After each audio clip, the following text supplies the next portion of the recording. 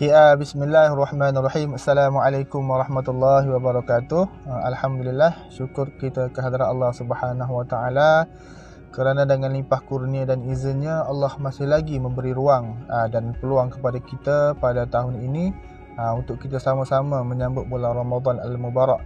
Dan pada tahun ini kita pun dah berada di fasa-fasa akhir bulan Ramadan. Mudah-mudahan Allah temukan kita dengan malam Lailatul Qadar dan juga Allah beri kita kesihatan dan kekuatan untuk kita terus bersemangat untuk beribadah di hari-hari terakhir ni. Dan mudah-mudahan juga Ramadan tahun ini ialah Ramadan yang terbaik sepanjang hidup kita, insya-Allah. Jadi pada kali ini saya nak kongsikan kepada anda semua berkenaan dengan bila waktu yang terbaik untuk kita nak kena buat takaful ni.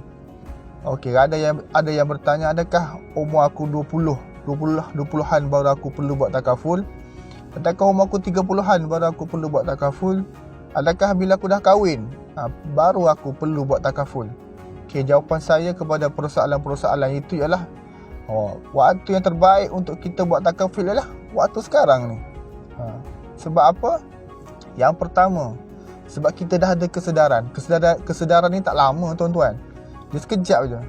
Mungkin kawan saya cerita kesedaran ni dia boleh bertahan 48 jam. Sekejap je. Bila dah hilang, tak apalah, kita tetap penting dia takaful ni. Dan kita ingat takaful ni sifat dia melindungi.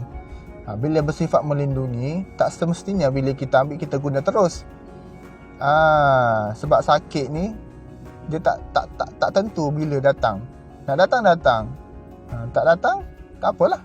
Yang penting kita dah ada satu benda yang melindungi diri kita, melindungi duit kita, melindungi saving kita yang ada. Kalau kita kena masuk hospital ke apa ke, kita tak perlu keluarkan duit yang banyak. Sikit je. Sebab apa? Sebab syarikat takaful dah cover kita punya kos-kos perubatan semua. Okay, yang kedua, sebab kita berdepan dengan risiko-risiko kemalangan ni. Sebab kita selalu ada atas jalan raya, pergi kerja, pergi beli, pergi apa lagi? Pergi jalan-jalan. Dan semua tu melibatkan kita ada atas jalan raya lah. Jadi bila kita ada atas jalan raya ni, risiko-risiko untuk kemalangan tu adalah kan. Jadi bila berlaku kemalangan, masuk warded hospital, kita confirm kita nak rawatan yang cepat. Saya tak kata kerajaan tak bagus. Kerajaan bagus je, cuma jelah bila melibatkan ramai orang, kita kena sabarlah. Kita kena tunggu queue. Jadi kalau kita ambil takaful ni, mudah-mudahan kita dapat rawatannya cepat. Jadi kita pun tak perlu menunggu dalam tempoh yang lama untuk kita nak dapatkan rawatan ni. Okay, yang ketiga, sebab apa? Sebab kita tak tahu risiko kelumpuhan kepada kita akan berlaku ataupun tidak. Sebab apa? Sebab macam tadi lah saya cerita, kita sentiasa ada atas jalan raya. Kita bekerja. Ada kisah kawan saya, dia kerja kilang. Dia kerja kilang, tengah-tengah dia kerja, dia tergelincir, terduduk. Jatuh, terduduk. Lepas tu jatuh je lah, bangunlah balik. Bila dia bangun balik tu, bila beberapa ketika dia buat kerja, dia nak tunduk, dia sakit belakang. Jadi bila dah sakit tu makin sakit, dia pergi klinik lah. Bila cek, doktor sahkan dia, awak ni ada masalah dengan tulang belakang. Sakit ada, dan doktor sahkan dia cacat kekal. Jadi dia pun sedih lah bila dia report. Dia hantar report tu dekat company hantar surat dekat dia, awak ni terpaksa diberhentikan sebab masalah-masalah tersebut. Jadi kalau kita sendiri dapat berita macam tu, company hantar, sedih tak? Tiba-tiba kita kena buang kerja disebabkan oleh masalah tu. Sebelum ni dicerita kat saya, aku menyesal lah tak ambil takaful awal-awal. Sebab yalah, aku mengharapkan insurans company. Tapi bila dah kena buang kerja ni, aku dah tak ada apa-apa, dia kata. Rasa menyesal. Dan saya pun nak cakap apa, cakap minta maaf je lah. Tak dapat nak tolong dia. Dia pun tak apalah. Dia pun dah tak boleh nak kerja dah. Dah kena buang kerja. Sekarang ni dia dalam tengah plan ni nak buat kerja lain.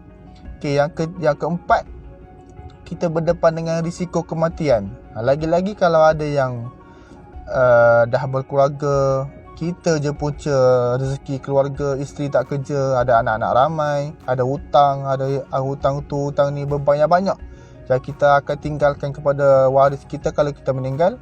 Kita buatlah takaful, kita buat hibah takaful.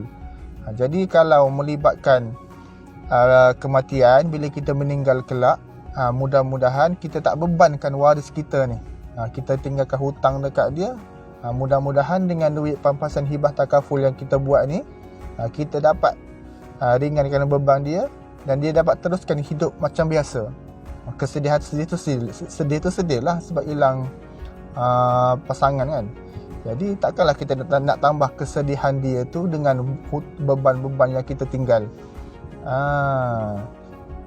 Jadi mudah-mudahan kita harapkan dengan kita buat hibah takaful tu, dapatlah dia teruskan kehidupan seperti biasa dan dapat recover dia punya kesedihan tu. Dalam masa yang sama mungkin dia dapat cari satu benda yang boleh jana income dia, pendapatan dia. Dan kita kena ingat hibah takaful ni bukan melibatkan kematian saja. Bila cerita buat hibah ni aku nak mati je, tak ada. Dia hibah takaful ni dia melibatkan dua, satu kematian, satu cacat kekal. Bila mati ialah mati tu pasti. Cuma cacat kekal ni ialah tak semua orang akan kena kan.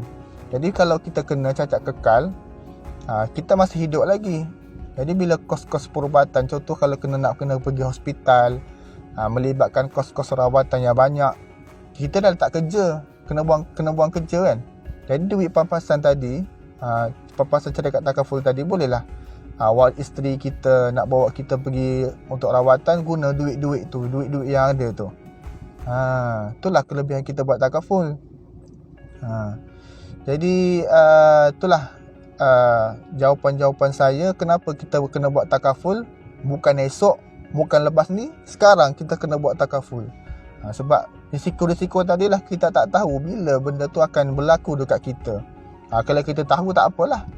Contoh tahun depan kita nak buat takaful. Okey, lepas ni aku nak buat takaful lah. Sebab tahun depan aku nak kena sakit. Boleh kita cakap gitu. Kalau kita tahu tak apalah. Kalau tak tahu, kita buat sekarang. Okey. Jadi saya harap perkongsian saya pada kali ini bermanfaat untuk semualah.